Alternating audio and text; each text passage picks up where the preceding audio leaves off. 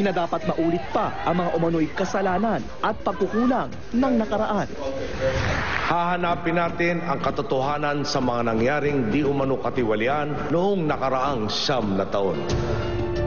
Pero di pa man nakakaarangkada ang pinangakong Truth Commission na mag-iimbestiga sana sa mga alegasyon ng katiwalian sa Administrasyong Arroyo. Idineklara na itong unconstitutional ng Korte Suprema. Sa ngayon, 2 kaso pa lang ang nasisimulang imbestigahan ng Department of Justice. Ang umano'y paggamit ni Arroyo ng mahigit kalahating bilyong pisong pondo ng Overseas Workers Welfare Administration noong eleksyon at ang mahigit 1.5 bilyong pisong fertilizer fund scam. Pinaghati-hatian. Okay, hope. May isinumpa na ring 74 million peso tax evasion case laban sa anak ng dating Pangulo na si Party List Representative Mikey Arroyo. Building a good, solid case takes time. And ang filing sloppy cases are a disservice to the public. Mahirap po yun. Hindi po tayo nandito para magpapogi.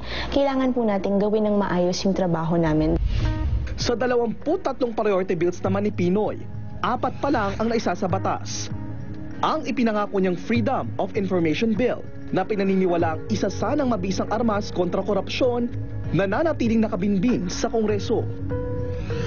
Una sa ating plataforma ang paglikha ng mga trabaho at nanggagaling ang trabaho sa paglago ng industriya. Mahigit 1 milyong Pilipino na ang nabigyan ng trabaho hanggang Abril nitong taon. Halos 3 milyon pa ang nangangailangan pa rin ng trabaho. Palalakasin natin ang koleksyon at pupuksain natin ang korupsyon sa kawanihan ng Rentas Internas at Bureau of Customs para mapondohan natin ang ating mga hinahangad para sa lahat, tulad ng dekalidad na edukasyon. We're filing 4 sets of tax evasion case. Halos linggo-linggo, may sinasampahang kaso ang Bureau of Internal Revenue dahil sa kulang o di pagbabayad ng buwis.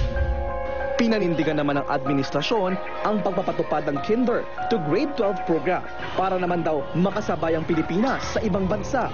Mandatory na mula ngayong taon ang kindergarten, habang daragdagan ng 2 pang taon ang basic education. Ito ay sa kabila ng malaki pa ring kakulangan sa mga pasilidad at kagamitan, silid-aralan, mga libro at guro sa mga pampublikong eskwelahan. Sa halos 2,000 higher educational institutions naman sa bansa, 100 pa lang o 5% lang ang masasabing may sapat na pasilidad. We are also pursuing universal health care for our poor countrymen to protect them not only from the undesirable effects on health but also from the adverse financial implications of diseases, illnesses, and emergencies. Pero kung may ginagawa man ang administrasyon sa larangan ng kalusugan, tila di pa ito umaabot sa Sipalay City. Naturing ang syudad, pero nag-iisa lang ang pampublikong pagamutan dito. Ang on-duty na doktor, isa din lang kada araw para sa mahigit 67,000 taga-Sipalay. Kaya naman noong 2009, dito na itala ang may pinakamataas na porsyento ng unattended deaths sa bansa o mga namamatay na di malang natingnan ng doktor. Ang mga tao naman dito, they are doing their job to reach out people. Kaya lang ang problema, maybe, it's the budget. Ang malalaking pagamutan na nasa kalapit bayan ng Kabangkalan o sa Bacolod City, aabutin ng hanggang 4 na oras na ang biyahe. Kung ganito na sa isang syudad, lalo pa sa kanayunan. Mismong gobyerno na rin ang nagsabi, hindi sapat ang serbisyo ng mga pampublikong ospital sa bansa. Ngayong taon, 32.4 billion pesos lang ang inilaan ng gobyerno na pondong pangkalusugan. Malayo sa target itong 5% ng national budget o mahigit 80 billion pesos. At lubhang mas malayo pa sa rekomendasyon ng World Health Organization na 5% ng GDP o kabuang produkto ng bansa. Iginagapang naman ng gobyerno ang pangako nitong bigyan ng PhilHealth card ang lahat ng Pilipino. 70% na ng populasyon ang may PhilHealth ngayong taon o mahigit 2.6 milyon na dagdag miyembro, buhat ng maupo sa pwesto ang Pangulo. Tiwala tayong ang pagmamarcha natin ito ay hindi mauwi sa kawalan. Di sapat na batayan ang isang taon para malaman kung makakamit nga ng bansa ang minimithing pagbabago. Pero nagsisilbi itong sulyap sa maaaring mangyari sa susunod na 5 taon ng Administrasyong Aquino. Kung makakaranas ng kaunting ginhawa sa buhay ang pamilya ni Jameson, tanong na naghahanap pa rin ng kasagutan, pangarap na naghihintay pa rin ng katuparan. Ako si JP Soriano, nag-uula sa pangako ng Pangulo. Samantala, narito na ang latest showbiz news. Hatid po ni Luan D. Luan.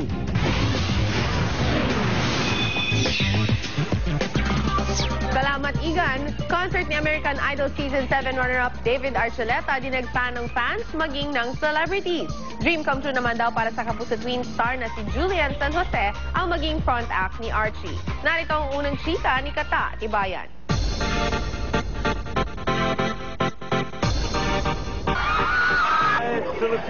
Wala pa man ang actual concert, hindi na mapigil ang excitement ng mga fans ni American Idol Season 7 first runner-up na si David Archuleta. We love you! Yes, we're watching! Ang isang fan na ito, kinanta't isinayaw pa ang favorite Archuleta song niya. There's something about love that breaks your heart. Whoa! Todo bonding din ang mag-inang ito ng kapwa Archuleta fans. I'm very excited to see him. He's my crush since ever since. I like him. He sings very well. I've known him since American Idol. Namataan ko rin ang mga beauty titleist na sina Zarina Gatmontan at Jennifer Barrientos. Gayon din si PBA player Renen Ritualo kasama ang kanyang asawa na may bitbit pang placard para kay David. Excited ako kasi kasama ko yung mga friends ko, yung si Cheryl tsaka yung wife ko. May banner pa siya. Pero lalong excited naman ang Kapuso Twin star na si Julian San Jose sa kanyang front act performance. This is one of my dreams na makakanta sa Araneta Coliseum sa harap ng maraming tao. As in, solo concert pa talaga. Kinagulat ako kasi pinuntahan niya ako sa dressing room. Lalo na raw ng personal siyang batiin ni David. Nag-congratulations sa akin. Para sa unang balita, Kata Tibayan reporting. Marami pa akong isisika sa inyo, so stay tuned. At ang hirit namin mamaya, mga estudyante sa isang universidad sa Davao City nagpiket kontra sa ipinatutupad sa campus na limitadong access sa Facebook. Ilan pang sasakyan na binili gamit ang pera ng PCSO, isinauli na ng mga obispo.